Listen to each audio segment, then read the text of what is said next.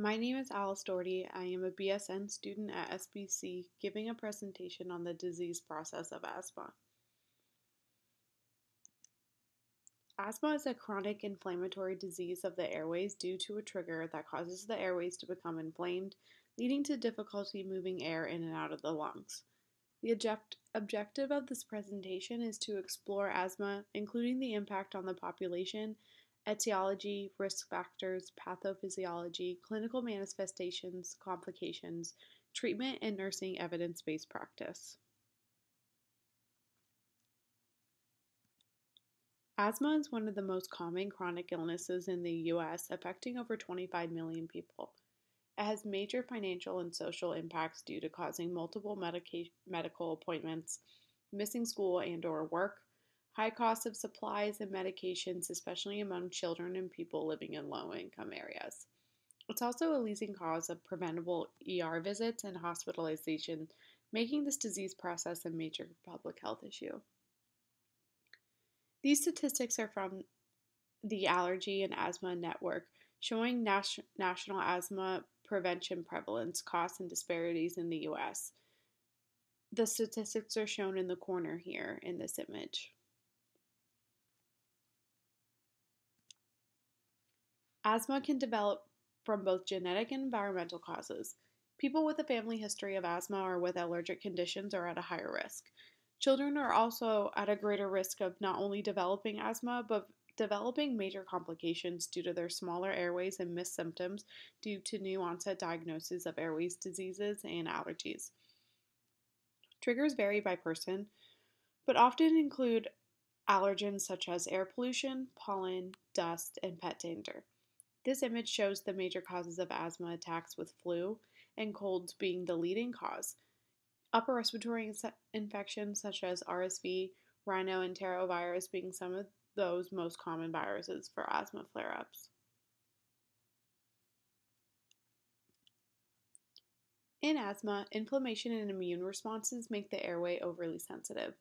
This causes the airways to become constantly inflamed. Because of the inflammation, the muscles tighten and mucus increases, trapping air and making it harder to breathe. The patient then becomes hypoxic, and cellular death begins to happen due to decreased inhalation of oxygen and exhalation of CO2. Over time, repeated inflammation from asthma attacks can lead to permanent airway changes if not managed, making asthma harder to treat or even deadly during flare-ups. Asthma symptoms can range from mild to life-threatening. Many patients notice symptoms during physical activity, at night, during certain weather seasons, or for any duration of an upper respiratory infection. Symptoms include difficulty catching their breath, wheezing, shortness of breath, chest tightness, and O2 sats below 95%. A patient may appear to be in tripoding positioning and in clear distress.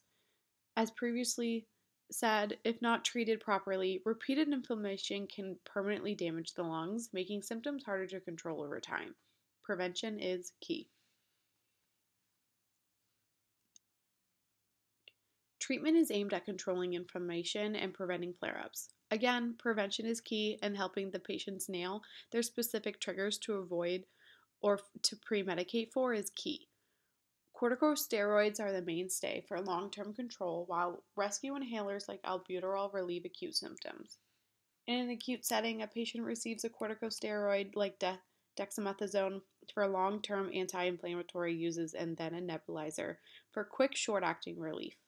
Nurses should reinforce proper inhaler technique and help patients create and stick to their asthma action plan. Evidence in nursing-based practice, like an article I found by Williams Portnoy and others, endorses that asthma outcomes improve when nurses take an active role in education and self-management support. Teaching proper inhaler use, how to avoid and identify triggers, and using action plans all reduce ER visits and hospitalizations. The awareness and education of using spacers for not only children but adults has been a huge clinical finding I have observed myself in clinical practice.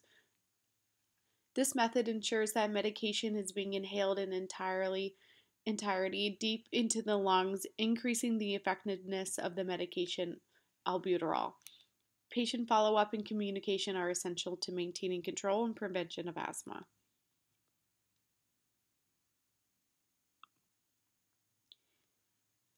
That concludes the end of this presentation, and these are the scholarly and professional sources used throughout this presentation. Thank you.